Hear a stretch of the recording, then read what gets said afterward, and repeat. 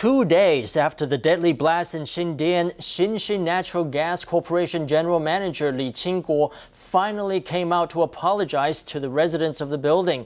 He also responded to the allegation of his employees' inability to detect a gas leak 1 day prior to the explosion.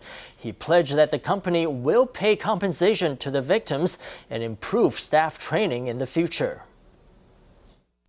表达对公司最诚意的一个心理的一个致歉。 Shin Shin Natural Gas Corporation General Manager Ching-kuo appeared at the scene of the explosion.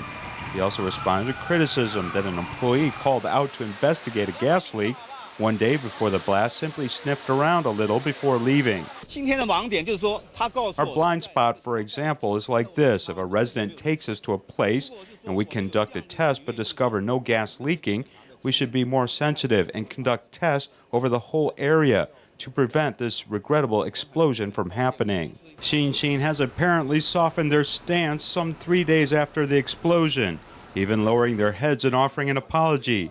Shin Shin General Manager Ching-kuo visited the scene of the explosion and promised compensation for victims, also pledging to replace all gas pipelines within 3 days.